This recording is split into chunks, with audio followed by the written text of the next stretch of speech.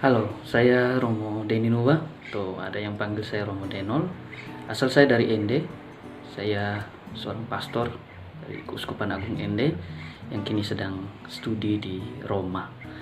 Saya tinggal di Collegio San Paolo. Tempat kami itu ada di kota Roma. Di sini kami hampir sekitar 200 imam, 200 pastor dari 54 negara. Kami ada di sini, jadi komunitas kami adalah suatu komunitas yang sangat besar. Kita pasti tahu tentang apa yang terjadi akhir-akhir ini, coronavirus yang menyerang hampir di seluruh dunia, dan Italia menjadi suatu negara yang boleh dikatakan sangat parah situasinya berkenaan dengan coronavirus ini. Video ini saya buat semacam sebuah sharing, juga mau katakan awasan untuk Bapak Ibu saudara-saudari saya yang ada di Indonesia secara luas, yang ada di NTT, juga secara khusus yang ada di Flores, di Ende tempat saya berasal. Paling parah di Italia secara khusus ini itu di daerah Italia Utara. Kami sendiri ada di daerah Italia Tengah, dan kami di kota Roma, ibu kota dari negara Italia. Tapi kalau mau ditanya di mana tempat yang aman di Italia, saya boleh katakan bahwa sekarang tidak ada yang aman, karena penyebaran coronavirus ini sudah sangat meluas. Italia Utara, kami yang di tengah, di ibu kota di Roma ini, Italia Selatan, di Napoli dan sebagainya, itu semua sudah mengalami situasi yang sama. Virus corona ini sudah tersebar kemana-mana dan siap menjangkiti siapa saja. Kalau orang tidak siap, tidak hati-hati, tidak waspada, siapa saja bisa kena. Banyak yang tanya tentang situasi terakhir di Italia. Kita bisa searching di internet. Di Italia itu hampir 50-an ribu orang yang terkena virus ini. Sekitar 5.400-an orang meninggal karena virus ini.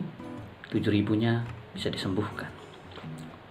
Kita bisa lihat bagaimana mencemaskan dan menakutkan penyebaran virus ini yang boleh dikatakan sangat cepat terjadi di Italia ini secara khusus. Di Italia ini, saya mau cerita sedikit. Ketika orang atau pemerintah menyampaikan dekret atau pengumuman bahwa semua orang harus di rumah untuk mengatasi penyebaran yang lebih luas dari virus ini, ternyata banyak orang masih, kalau kita bilang itu kepala batu. Masih banyak orang yang tidak peduli dengan pengumuman ini yang disampaikan oleh pemerintah, sehingga masih banyak orang berkeliaran begitu saja, masih banyak orang beraktivitas seperti biasa di jalan-jalan. Dan apa yang terjadi? Penyebaran itu begitu luas, dan sekarang bisa disaksikan sendiri bagaimana korban semakin banyak, baik yang positif terkena corona maupun korban yang meninggal akibat corona itu. Ya, kalau mau dikatakan bahwa sebetulnya virus itu menjadi berbahaya, terutama karena perilaku orang. Perilaku membuat orang, perilaku yang sembarang, ngawur, yang seperti itu justru membuat penyebaran virus ini menjadi semakin lebih luas, amat berbahaya bagi kehidupan manusia. Yang mau saya katakan adalah bahwa penyebaran virus ini menjadi begitu cepat dan meluasnya begitu cepat dan berbahaya bagi semua orang, karena siapa saja bisa kena, terutama disebabkan oleh karena perilaku orang yang merasa bahwa virus ini biasa-biasa saja, perilaku orang yang tidak mengindahkan apa yang disampaikan oleh pemerintah, oleh orang-orang kesehatan, bahwa kamu harus tinggal di rumah, tapi orang tidak peduli. Perilaku ini yang justru akhirnya membuat penyebaran itu menjadi semakin luas, dan kita bisa lihat sendiri bagaimana parahnya Italia. Termasuk kami sendiri yang tinggal di komunitas seperti ini juga merasa terancam dan kehidupan kami.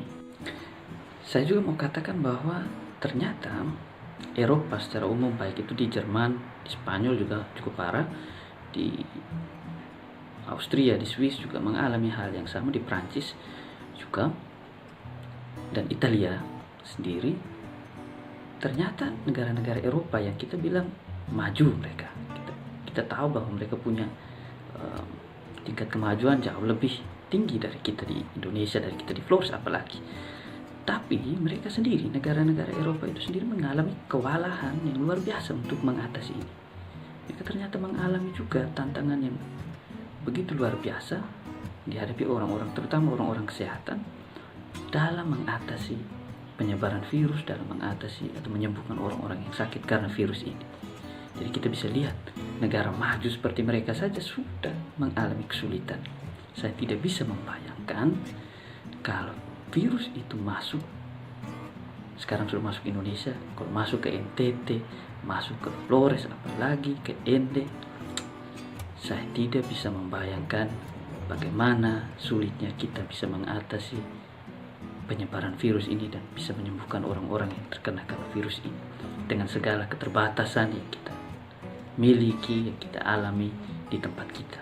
Awalnya saya yakin sekali bahwa virus ini hanya akan kena di orang-orang tua, di orang-orang usia lanjut karena daya tahan tubuh mereka sudah menurun. Tapi belakangan ini menjadi kekhawatiran saya karena siapa saja ternyata bisa kena.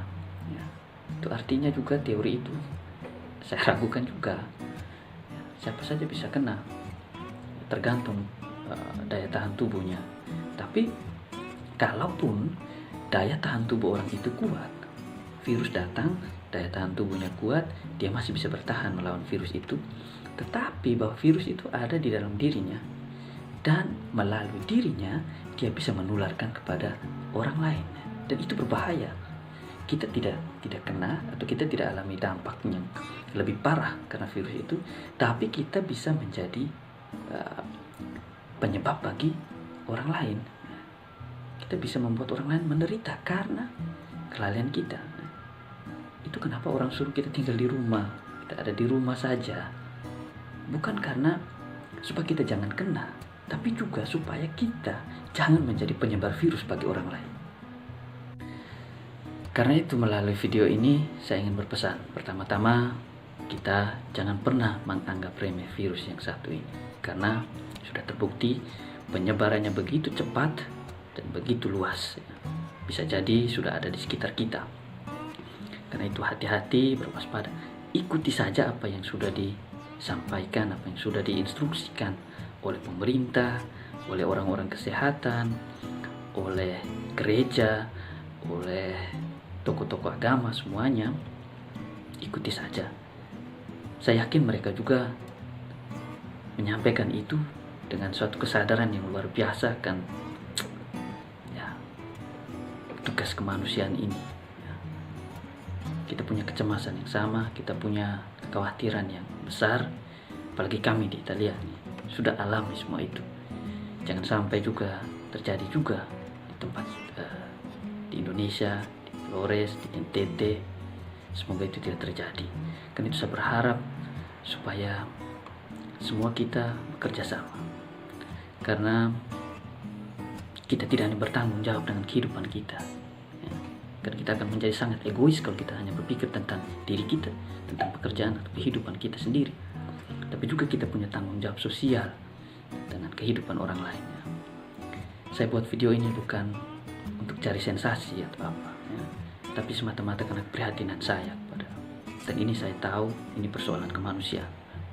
Karena itu saya sendiri tidak tahu caranya bagaimana bisa mengatakan ini untuk semua, maka saya buat video ini sekedar supaya kita tahu. Dan ini sebuah sharing, saya harap berguna untuk kita, terutama supaya kita sama-sama berjuang, bekerja sama untuk bisa menjaga tempat kita, menjaga keluarga kita, menjaga orang-orang yang kita kasih, dan menjaga diri kita dari coronavirus ini. Ya, kita saling mendoakan, tentu saya juga mendoakan supaya Bapak Ibu Saudara-saudari di Indonesia, di NTT, di Flores, di Ende, semuanya juga bisa aman dari virus ini, dan semua ini bisa berlalu dengan semua badai ini bisa cepat berlalu, dan juga berdoa untuk kami yang ada di sini, ya, supaya kami juga aman, bisa tetap sehat. Ya. Terima kasih untuk semua yang sudah bertanya, sudah mengirimkan pesan, sudah telepon, menanyakan keadaan. Terima kasih untuk perhatian dan doa-doamu. Kita saling mendoakan supaya semua ini boleh cepat berlalu, semua ini boleh cepat berakhir, dan kita yakin dengan segala usaha kita, dengan doa-doa kita, dengan segala upaya kerjasama kita, saya yakin semua ini pasti akan berlalu. Terima kasih.